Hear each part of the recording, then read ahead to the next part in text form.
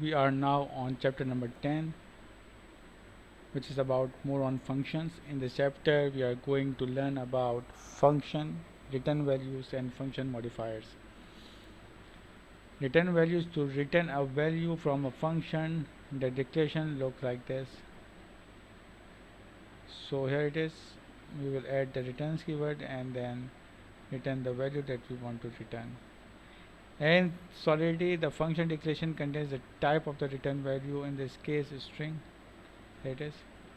Function modifiers: the above function doesn't actually change the state in a Solidity. Example, it doesn't change any values or write anything. So in this case we could declare it as a view function, meaning it's only viewing the data but not modifying it. So here it is. We need to add the view uh, keyword. So it will ensure that we will going to just read from this function. We can't write to any state variable inside this function. So view keyword ensured that. Solidity also contains pure functions, which means you are not even accessing any data in the app, considering the following. So we have another keyword pure, uh, which ensure that we are not any reading or writing any state variables.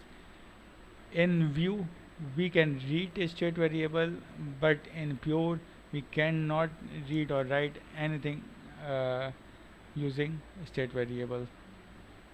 So that's the difference between view and pure. This function doesn't even read from the state of the app. There it is. It's just returning these two variables that we are passing in it. It returns the value depends on only on its function parameters. So in this case we would declare the function as pure. Okay. It may be hard to remember when to mark function as pure view. Luckily the Solidity compiler is good about issuing warning to let you know when you should use one of these modifiers. Put it to the test. We are going to want a helper function that generates a random DNA number from a string. Okay. Create a private function called generate random DNA. It will take one parameter name str and return a uint. Don't forget to set the data location of the underscore str parameter to the memory. Okay. Now let's create a function, a private function. So we will name it generate random DNA. Okay. So it will take a string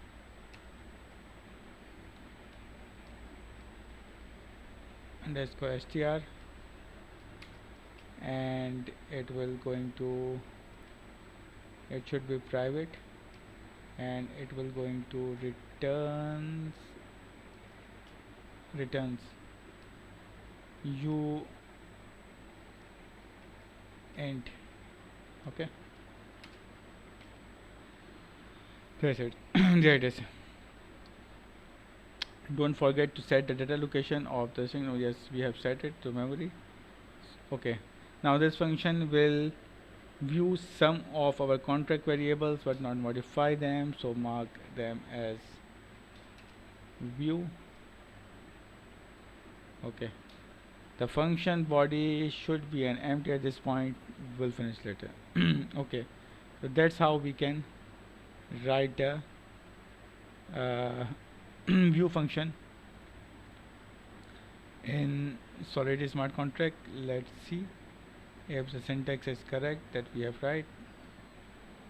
Let's check the answer. Yes, we have write the correct syntax. So we have completed the chapter number 10. Now let's move on to the chapter number 11.